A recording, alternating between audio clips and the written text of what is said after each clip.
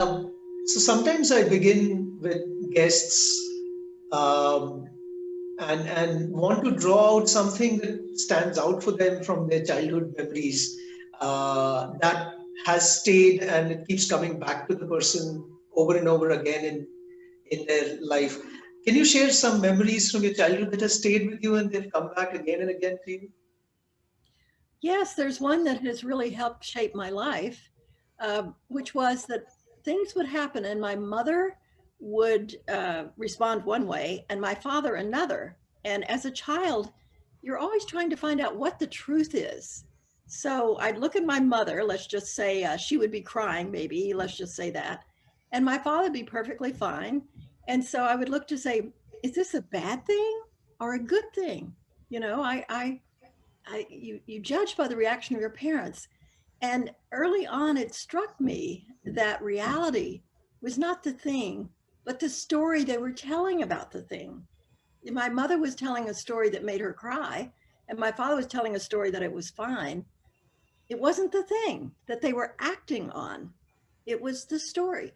So early on, I got very interested in stories as a shaper of reality because, especially when it comes to the future, which is my work now as a futurist, the future is always and only a story. It's not real yet. So we're always responding to our stories about the future. So it's a that's a childhood memory that sort of set me on my course in a way. Interesting, very interesting. I also remember going through some of the conversations that you've had with wonderful people around the globe. And in one of the conversation, you mentioned that during your pre-meds, that you took pre-med education, uh, you came across this idea of suffering, but suffering nuanced in a manner of necessary suffering and the unnecessary suffering. And yeah, please. Well, it's very connected to the story I just told because I worked after it in high school, all during high school and in the summers every day. I worked as a volunteer in the hospital and I was there a number of years. And so often they kind of treated me as a nurse, which I wasn't. I wasn't trained, but I often sat with dying people and in the hospital, there's a lot of suffering. There's a lot of people coming to terms with things. And some of the suffering is caused by things that happen to you. It's not caused by the story you're telling about it. It's actual sheer physical suffering. And I wanted to be a doctor to alleviate suffering. But when I began to remember this childhood, I guess you'd say enlightenment about stories, I realized that the world is also full of unnecessary suffering. Not the suffering that happens when you fall off your bicycle and break a leg, but the suffering that happens through the stories you're telling about what that breaking a leg means. So I then thought, I'm probably better suited, and I feel more drawn to helping to alleviate the unnecessary suffering that comes from stories we tell about what's happening, and not setting the bones of the broken leg. Interesting. And then, how did this, if you were to connect this with your wonderful stint at Shell, um, so from the shells of childhood and the shells of these early experiences, how did you come to the corporation called Shell? I had done a book in conjunction with Bill Moyers, Joseph Campbell and the Power of Myth, and I had done the series companion book for that Jackie Kennedy Onassis was my editor for. She believed in this book, and so we worked on it together, and it became a bestseller. And people would call me out of the blue wanting me to edit their books because of the tremendous success of this book. And I always said no, but I follow this little voice. It's wrong to call it a voice. This, let's say, inner guidance, or there are no good words for it. It makes it sound too woo woo. But I was working in my office. I was directing the honors program at the University of Texas, where I was a professor, and I was I was alone in the office one Saturday, and a call came out of the blue, and it was another one of these requests to help with a book. And I knew I was supposed to say yes. Like, what can I say? That's what I knew. And I was not interested in the topic, which was about the American Leadership Forum. But suddenly I knew the guy was a runner and a perfectionist. And I said, well, just dictate to your secretary every Friday and FedEx and send me this stuff. So every Friday I would get a FedEx package, which I didn't read because I thought books are hard. He won't finish. But he did. I mean, after about 100 pages, he said, maybe we should meet. During this time, when we started working on his book, which, by the way, turned out to be another bestseller, a business bestseller, which I really recommend. It's called Synchronicity, The Inner Path of Leadership. It didn't turn out to be about the American Leadership Forum at all. It turned out to be about the journey to create the American Leadership Forum, which was an inner journey for Joseph Jaworski. In the midst of our work, he went to a lecture about shell scenarios, and afterwards came up and started talking, and the next thing you know, they appointed him the director for that round of scenarios. And he said, on condition I can bring my own editor, because his idea was we'd work on scenarios during the day, and at night, or at 5 o'clock when everybody went home, from 5 to 6:30, we'd work on his book, which is exactly what we did. So 3 years later, they asked me back for the next round, and 3 years later, and that's just been going on for about 20 years. So that's a long story about how I got into Shell, because I'd never heard of scenarios. But it's and I was never a full-time employee there. I just came in for the scenario round. But it's also how things work in the world when you follow this inner guidance. One thing leads to another, and in ways you can't possibly predict. It turned out that scenarios are large fictions about the future, fictions about companies and countries, and that was exactly in line with what I was most interested in, which is how stories create the future we step into. Staying and probably going a little deeper into scenarios, where do you see the overlapping, or what's the connection you see between stories and scenarios, and what part of stories do not make to scenarios, or what part of scenarios cannot make into stories? Now, obviously, these questions may not have an answer. Maybe the question itself is flawed, but if you can take it from here. Sure. Scenarios are stories about the future. They have to be plausible. To be useful, they have to be challenging. They're sort of platforms for imagining and making decisions. They're platforms that are in the future. So corporate managers stand in those futures to think. Now, here's the difference between most stories and the scenario stories. Well, there are a number of differences, but one is that scenarios always come in a set. A minimum is 2. Better to have 3. Because what that set of scenarios does, if they're all equally plausible, is that you can't choose a favorite story of the future. If it's a set of 3 plausible scenarios with good and bad elements, you have to hold the future lightly as a fiction. It underscores in a very profound way that the future is a fiction. So what would you do if this were the future? What would you do if that were the future? The second real difference, besides coming in packets of 3 or more, or 3 to 6 or 2 to 6, is that in a fiction that's like a novel, you want a very interesting hero. You want amazing things happening. You want to keep the attention. The scenarios are, at least the way I write them, they're a little, I don't want to say boring, because they're not if you're imagining yourself making decisions, but they're more like stage sets for the imagination, so that you can walk onto the stage, look around, learn what that world is, and then you are the main character in that story. And what would you do? So they're constructed a little. When I write poetry, it's quite different from my style when I write scenarios. As you were sharing this, I would recall some of the limited experience that I've had with some corporate in India, and some different corporate scenarios in India or corporate companies in India.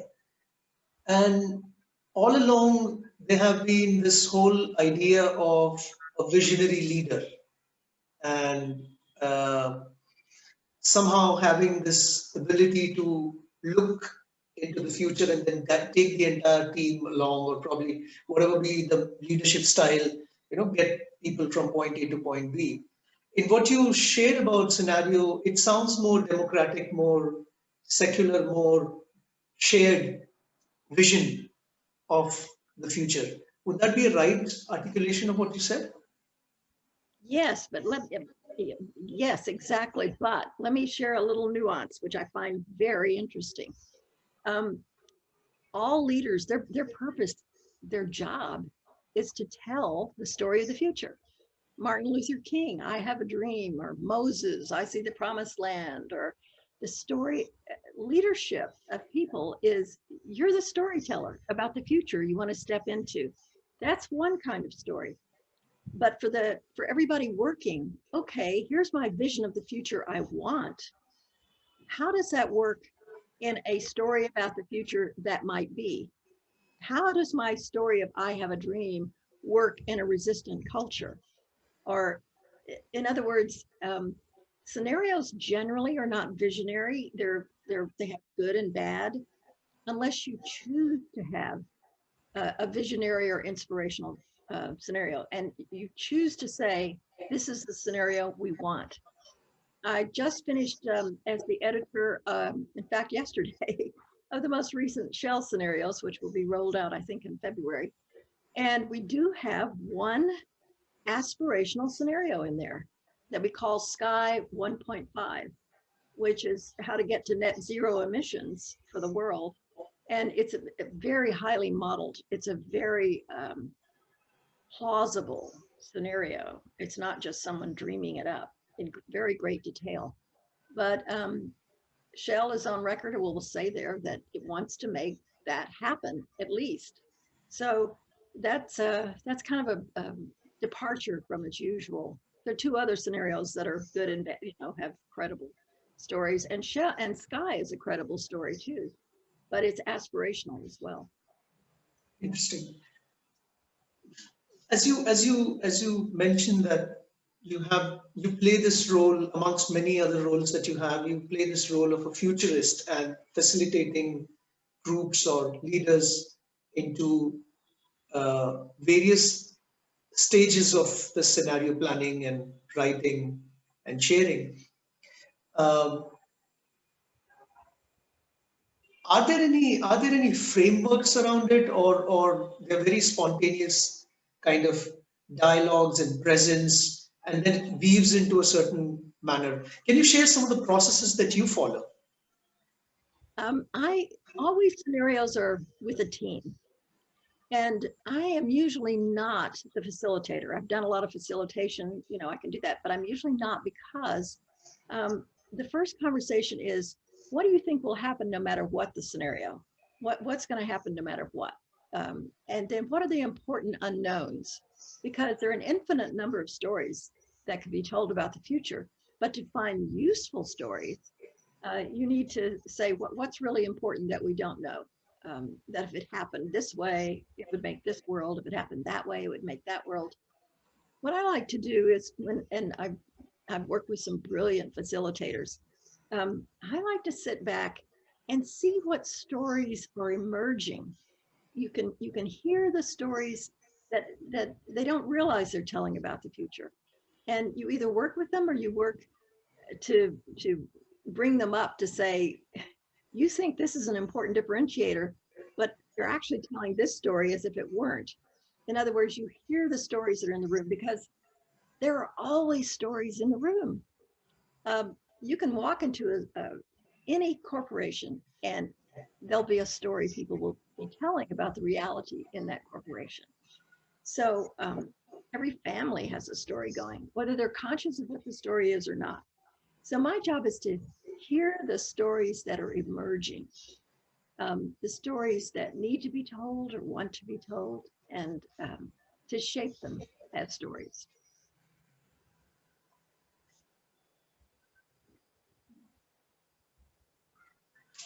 in sharing in these workshops, in these forums, in these spaces that are held where you participate, we also realize that there are a lot of fragilities of human beings and becomings and the interpersonal spaces, and which has aspects of, people saying but they don't mean it, or people naturally falling into in groups and out groups, or people falling prey to their confirmation biases, and the list is endless. And we're still discovering, every day we get a new discovery about the human behavior. Um, how do these play out, and how do we ensure that what is getting collected in the container, in the space, uh, is not a gamified or a game theoretic construct, but an authentic as possible, uh, ingredients that are being gathered to construct a story? Well, here's the advantage of scenarios. They're just fictions. So you don't have to stand on your political point of view. There's no winning in a fiction. And that's one of their strengths, that because they're fictions, no one loses any face by working on every story of the future. So for example, when I worked on scenarios for the future of the drugs problem in the Western Hemisphere in Panama, and we had representatives from every country in the hemisphere, and there were people involved in every part of the system, from the general in charge of the drug war in Mexico to, people who wanted to legalize drugs. Everyone had to work on every scenario. So the general worked on the scenario about legalization, and the legalizing people worked on the scenario about a better war on drugs, a more effective war on drugs. So it's not that you have to argue about your point of view and win, because in the end, there are going to be different stories representing different points of view. So that gets rid of a whole lot of the investment of the ego in your own story. There are always interpersonal things. Sometimes people get invested in the stories, even though they're fictions. I remember one time working in Shell, these guys were yelling at each other. It was very fraught. In a conference room, and down the hall, I happened to see a violinist walking along. I think he was there to talk with someone about doing an evening dinner or something. I mean, these little miracles happen sometimes. So I ran out and hauled him back in, and I said, "Mija, play Bach, quick." He played Bach on his violin, and of course it was a startling thing, and it changed everything right away. Amazing, amazing, amazing. That's sometimes it happens that if you are aware, if you don't get drawn into the fight or whatever's going on, the thing something in the environment is offered to you as a way to break the frame that seems so realistic and important at the time. I used to do that raising my son. Whenever there was a conflict between us, a power struggle, there's always a power struggle between 2-year-olds and their parents, because they're just finding out that they have a separate ego. So they're trying it out. And if you say, "Don't put your finger in the plug," they'll do it because it's not about the plug, it's about the power struggle. So whenever there was a conflict, I would enter into a dramatic space. That's what scenarios are in, a fictional space. And the problem could be solved in a fictional space in which I gave my son the power. So for example, let's just do finger in the plug thing. I'd pick him up, take him to the mirror, and I'd say, "Mr. Mirror," looking into his eyes, "Mr. Mirror, my son is putting his, finger into the socket, and I don't know what to do. I'm so afraid. Tell me what to do." See, that's saying, I give my power to you. "Tell me what to do, Mr. Mirror." And he would say, "Well, just say, Abby Babby," or something, it didn't matter. And so I'd put him down on the floor, and then I looked at him and said, "I just talked to Mr. Mirror, and he told me to say Abby Babby. And if I did, you wouldn't put your finger in the socket." I'd say, "Okay," and run off. So we both got what we wanted. He got his power, as Mr. Mirror, and I got the behavior I wanted, which was not putting her finger in the, the socket. So I just say that, like that, scenarios are a fictional space in which real problems can be solved without the kind of power dynamics that often emerge when you think you're in reality.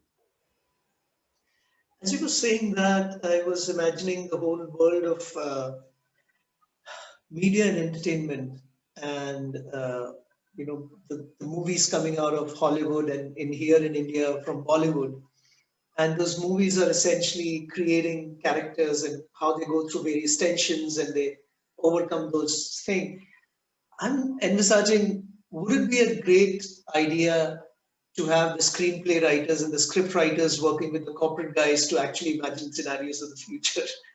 How would that play out? Sometimes they do, but what happens if you make these too entertaining is that people will just sit back and read them for entertainment and can't imagine themselves on the stage. For example, you could write a very entertaining thing called Star Wars with Darth Vader and all, and Darth Vader is a very entertaining character, but he doesn't leave much room on the stage for corporate executives to step into the world and imagine his actions there. So the difference between entertaining stories and scenarios, which I said are a little bit boring, a little, nothing, no interesting characters. Scenarios have no interesting characters. You're the character in a scenario. Interesting. You've gone on to do, you continue to do wonderful work with Shell, and then you went on to create this wonderful partnership with Otto Scharmer and Peter Senge, and you wrote this wonderful book, Presence, which has, how would you define the framework or methodology of scenarios and presence? How do you see that as a natural process? Do you see one helping the other, or? There is overlap. There's a lot of overlap because in a scenario process, there's always a moment of real difficulty, and then a solution arises, like the emergent solution comes up, an idea emerges. And that's like the bottom of the U. But the U process is really much more focused because you have a group of people who have to work together in the real world. And often scenarios, of course, are used together with people who are working, but the scenarios themselves are not about their business. Whereas the U process is very deeply about a problem or an issue or a future desire. So it's more focused in that way. And people are trying to solve sometimes really intractable problems inside their companies. So that observe, observe, observe is very like the beginning part of writing scenarios, except that scenarios, you're observing the whole world. And with the U process, you're often observing what it is around you that is actually in the field that you have to work in. Interesting. I believe that you would agree that stories are embedded in stories. You have bigger stories and smaller stories, and different characters playing different roles and identities. And then there's no guarantee that because this is the case, there would be coherence or resonance across stories. There would be tensions amongst stories. And we already live in an age where so much of telling is happening, but less of listening and less of absorbing is happening. And if I would just park this and say another phenomena that I perhaps believe a couple of researchers have pointed out is we are on a path of hyper-individuation where individual is creating their own story.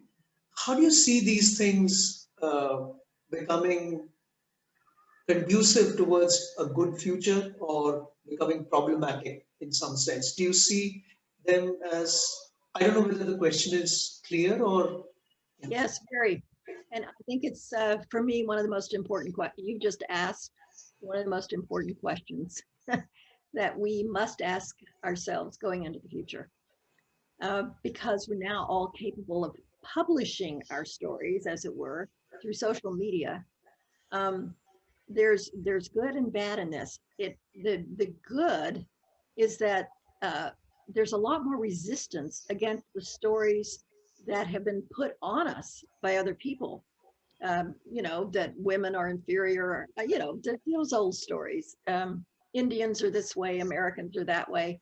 That we just have so many stories that we impose on people. And now, for the first time in human history, we have the possibility to tell our own individual story. But that requires of us a degree of maturity we haven't reached yet. And that's that's where the world's spiritual wisdom comes in. In order to have so many stories and to embrace them, we have to have two things. One, we have to acknowledge the equality and spirit of the other. You know, that's I greet the spirit in you. That fundamental, radical, you are as worthy as I am to be here on this earth and to tell your story. And that requires a kind of openness and kindness that we humans are not used to exercising as a matter of course. We have to train to do that. So that's the first thing. The second thing, in order for that to really work, is to recognize that on some level, all these stories we're telling about who we are fictions. So I don't have to make my story true or insist that you believe my story of reality. And yet we have to honor facts. When we work together, we have to have a way to agree on a certain story, and science has provided us that in a beautiful way. There are rules for agreement in science that are so beautiful and clear, that to do things together, we have to agree on the facts that common a story. But we don't have to agree on who we are or what is good for us. And it's a new time. It's a really brand new time in the evolution of humanity. Are we up to it? Yeah. And as you were sharing this, I think the following could possibly be happening in the future, and even now is, you know, so one of the things is we'll either burn out ourselves in terms of we'll have a burnout of just telling. There would come a stage where we would want to listen. We would realize that we need to listen, because listening is also an important aspect. And then there would be some people who would be bruised with each other's telling and showing and the ramp that we are on. So yeah, I don't know. I don't know what will happen when billions of stories are just crossing each other. Yeah. Well, it could be a beautiful cacophony, or it could be a kind of warring, who's the loudest. And I don't know. I think that the spirituality that comes from the East has more to say about this than the spirituality that comes from the West. And so we in the West need to learn from this. And that is that idea in Eastern spirituality, that of being so present. This is kind of what we were working on in that book too, of emptying. That is, when we listen to someone, not listening from the perspective of how am I going to use what they say and how's my argument, you know, I'm framing my argument while you're talking. Or there's this ideal in some Eastern spirituality of the emptying that allows the whole world to be present. And that's a deep form of listening to what wants to emerge, so to speak, and not repeating the past by thinking, oh, what's in my brain that I'm going to say? Then the unexpected occurs and the miraculous occurs. And once people discover that the miracles that happen when you're empty, um, it's just amazing. So I don't know. There's just a lot as human beings we need to learn in order to be so many of us telling our individual stories. Yeah. In fact, I'm reminded of, since you pointed out to something coming from the East, there are lots of ancient texts coming from India. I'm reminded of a couple of them where there's a ancient scholar called Yagnavalkya. Uh, he lived on this, he walked this planet hundreds of years back. And in one of the conversation he's having with his wife, he's just come back from something called a Shastrarth, which was that era's contestation and construction of ideas. Uh, Uh, and he had just come back from that, and he's talking to his wife, and he sits down and he's lamenting man's abuse of language and reason. And this goes back hundreds of years. And the other is, in one of the Indian texts, there is a particular Sanskrit three-word called Shabda Jhalam Maharanyam. Basically translated means words and language have tendency to confuse. so, yes. so yeah, I think if these scriptures are true and they have been around for hundreds and thousands of years, then we have a long way to go to understand our own selves and our own inner complexity while we are dealing with the outer complexity. Language is a beautiful thing. I love it, but it also is a necessary lie all the time because it cannot contain as much as there is. And that's why poetry will never end, because as we write poetry, we're always looking for how to put this thing that doesn't exist in language into language. So we never succeed and we keep trying, and that's why it's infinite. Um, we can't confuse the map with the territory, and language is the sort of map that points to the territory. Yeah. Speaking of poetry, you've been a great champion and proponent of poetry in our lives, not just the personal lives, but also in professional and academic lives. Can you share a little more about how did this journey, how's this journey come about, and how did it start? Well, I've always been interested in poetry. I think when you listen to children learning to talk, they start first in poetry, not prose. They go ba ba ba, or Um, they're in the physicality of the words and rhyme. Actually, they sort of naturally try out rhyme, and there's something about the physicality of poetry. It appeals to the body, not just the mind. And the other aspect of poetry that I've always found extremely important is that if you're sometimes writing prose quickly, you stay at the superficial level of the lake. If you're trying to wrestle with a form, you dive down deeper and come to places you didn't know you had. So poetry, writing poetry, struggling with the form is a way to find a deeper truth in yourself. And so I thought everyone should have access to that. Children have no problem writing poetry. And then we, when we get older, we think, oh, that's for professional poets. But I think it's a birthright of everyone, just like it is a birthright to sing and to move your body to dance. It's, I don't know, we've relegated it to a specialty, which it's not really. Yeah, I saw one of your talk, partly that you gave to faculty members or educationists, and you were talking about, and you started off the talk by asking the audience as to what do they feel are the difficulties of using poetry in the forum, and they came up with 10, 15 wonderful inputs.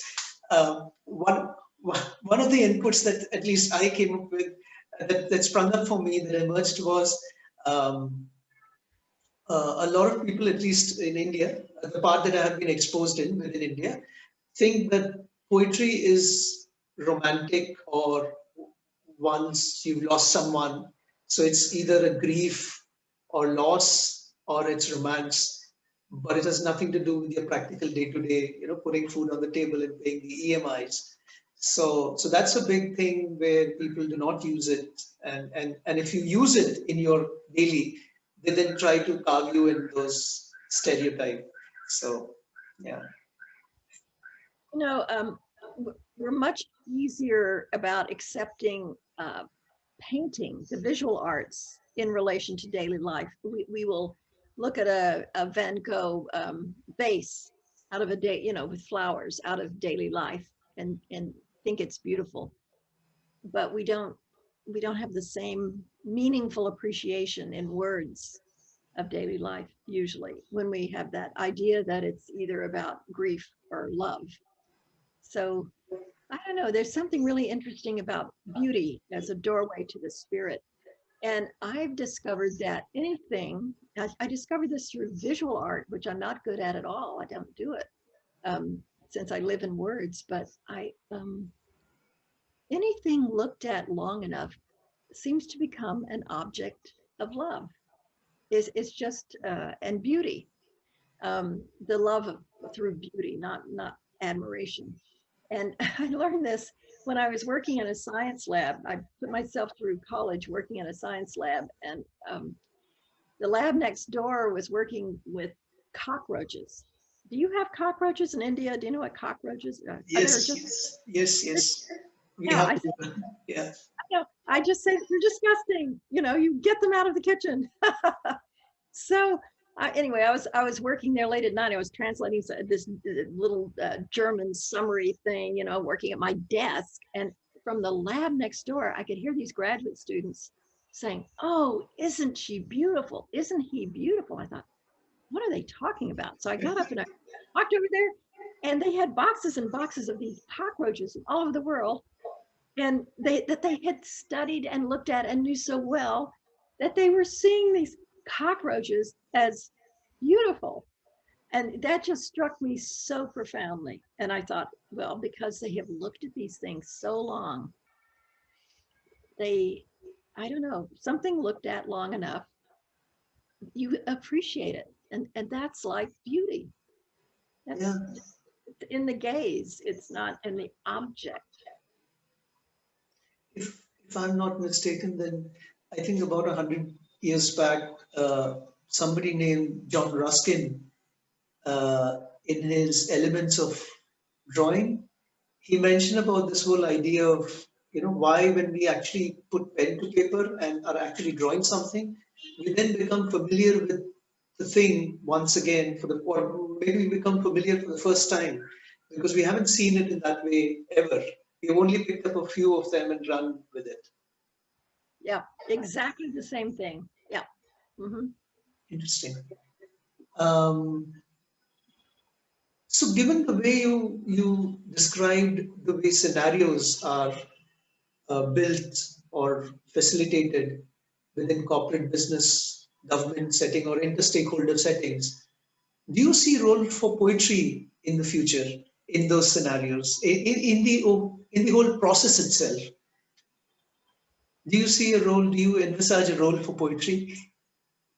My first set of scenarios I did for Shell, I put a piece of a Kavafi poem in the beginning, but that was sheer self-indulgence. It's hard because poetry is so specific. It's like art. It's so individualistic that I usually think of writing poetry not as a group activity. Although you can appreciate poetry together, you can sit together around a poem and talk about the poem, and that can be very special. But writing poetry, it can be entertaining to write together, but it doesn't go very deep. So writing poetry is more of a pathway to self-discovery and discovery of the world. And it's not something that I often use as an exercise in corporate settings. The reading or the discussion around it, do you see a room for that in the future? sorry, I'm pushing this a little bit, but I'm just wanting to know where you stand on this. Do you see not the writing bit of it, but let's say sharing of it and talking about it?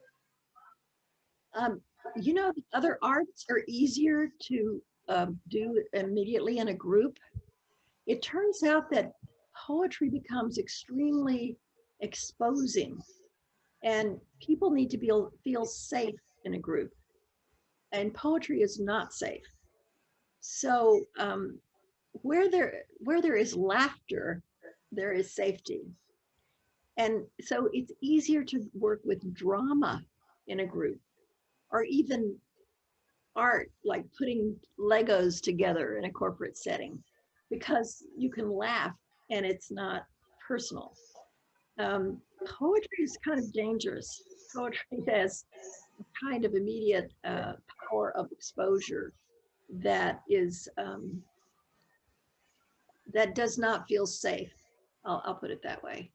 So it's not kind of like, would you play with dynamite if you were working with children? I'm not sure. I'm not sure. Sometimes I know David White, who's a very fine poet who goes, he reads poetry, and that can be very profound. He talks and he reads the poetry. That can really touch people in the right context if they know what to expect, and so they can feel safe because they've consciously open themselves up because they know they're going to listen to David White and it's going to be like this. So reading poetry is very useful, I think, in a corporate context. Writing poetry, I don't know. Yeah. If you try it, let me know, okay? Yeah, let's see. um, in your in one of the interviews that you gave in the 90s to Robbie Davis Floyd, Mm-hmm. and you mentioned about the four myths. Yes. There are many more, or maybe there are overlapping. But if you can take us through them and how you see the current unfolding, what you see a certain myth being more predominant right now, how do you see it unfolding in the future? Yes, I have based a lot of thinking on this because it's archetypal, to use the Jungian term.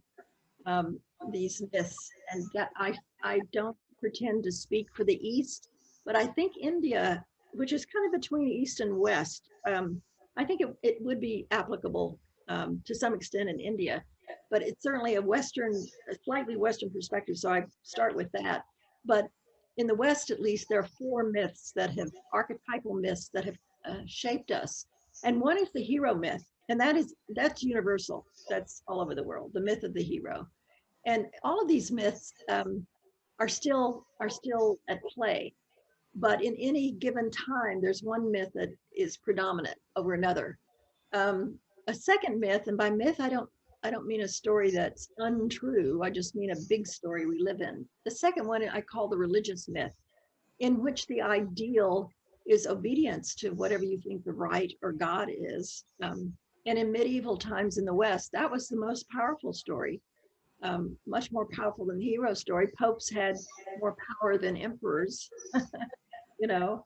So the third myth I call the scientific or philosophic or enlightenment myth. That began really in the 18th century, and it's one reason the West became so dominant. It was because of science. And this is a very interesting myth because its ideal is truth, which is a truth that arises out of a process that has rules, not the truth from on high, like the religious myth, and not excellence, which is the ideal of the hero myth, but truth. And it's the first universal myth, but it's not exactly, it's very elite because not all of us can speak math, you know. Not all of us are natural philosophers. We tend to let our emotions rule us. So this enlightenment myth is universal, but not everybody participates. The fourth myth, which is the myth we're in now, is the economic myth. And the ideal of the economic myth is growth. That's why we measure value in GDP. And underneath, I mean, it's got good points and bad points. One good point is that it's fundamentally egalitarian in that my dollar is as good as your dollar. That's the fundamental basis of exchange. It knows, it's been said, it knows the value of everything and the worth of nothing. You know, it knows the monetary values, but this is really the first truly global as opposed to universal, the first global myth, because it doesn't have any language barriers because it operates by numbers and images. So this is the myth that we're in now. And I've spent most of the last 30 years of my life trying to help what I see as an emerging myth come into being. And I call that the ecological myth. And the aim of that myth is health, not growth. Now, growth, economic growth, is part of health, but it's not the whole part of health. It's not wholeness. In English, health and wholeness come from the same root. So the environmental or ecological myth arises out of we're all connected and we're one on Earth, you know, the Earth and humans, we're all in this interconnected net of Indra, you know, we're all one, not in the sense that we're all the same, but we're all interconnected. And that's different from the economic myth. So health would mean that everybody needs to have certain basic things. It's not about who has the most money. And, you know, you can go on and on with the differences between the environmental or ecological myth and the economic myth. So that's it kind of in a nutshell. There are a lot of little other parts to it, but. Yeah. As you were sharing this, what came up for me was if the stories that I've read about the last 200, 300 years are true, then we can see a clear move away from living off of borrowed stories, you know, written by someone or said by someone, but then creating your own stories. And thus came the whole project of enlightenment, democracy, and the free market in some sense. And as we have progressed in the last 200 years with them, the basis being, you know, science and reason and all of that, this ties back to something that we were discussing early on, where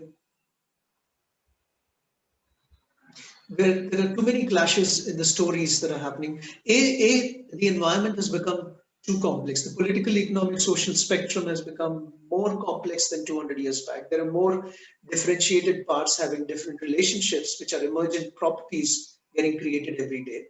And then a single person cannot fathom all of it. It's just not possible. There's too much happening. And then you rely on each other to make sense of what's happening. And then you form groups because, again, there are narratives around, and hence you have narrative wars. I don't have any question around it, but as I speak about this, anything that comes up for you? Yes, I think that we can't even, without stories, we can't move. And we have stories that hold us together as groups, and they're bound to be different from the stories that hold other groups together. I think, again, this is something that comes from the East, this idea of non-duality. Our thinking, we tend always to divide things into left and right and black and white. And of course, nothing's black and white, or, you know, it's not these dualities. While they have a function in the world, they're not ultimate reality, but we treat them that way. But here's the thing we do with these dualities. We always then have one half of the duality assume more value than the other. So right hand over left, light over dark, you know, just go through the male, female, intellectual over emotional, all these oppositions that are. So to cultivate non-duality, to be able to hold both sides with kindness, and that takes practice, because as human beings, we evolved to say danger or not dangerous very quickly. You know, if you didn't recognize a tiger right away, you were not going to pass your genes down to the next generation. So we learn to recognize us, not us, just very ferociously. But now we're in a different stage of evolution, and it behooves us to really emphasize what made us come out on top in the natural world, which was our ability to work together. Scientists are finding this is what, it's an interesting combination. Our coming to the top of the food chain over the dinosaurs and everybody else. It's a combination of rules, because if you don't obey the rules of the group, you're out. The rules and cooperation. So it's a very nuanced kind of thing that allowed us to emerge on top. But now we have to get to a different level, or we won't be around at all. The cockroaches will take over the world for sure. Yes. Evidently, cockroaches will survive a nuclear war in ways that we won't. And has been said by the existential risk researchers as well. Yes. So I'm mindful of your time, Betty Sue. There are many more questions that I have, many more curiosities that I have, but maybe I'll seek some other time and get together to create this space and see if we can have some more sharing of ideas and insights. Thank you so much. Thank you. Thank you. I've enjoyed it. Thank you so much. Thank you.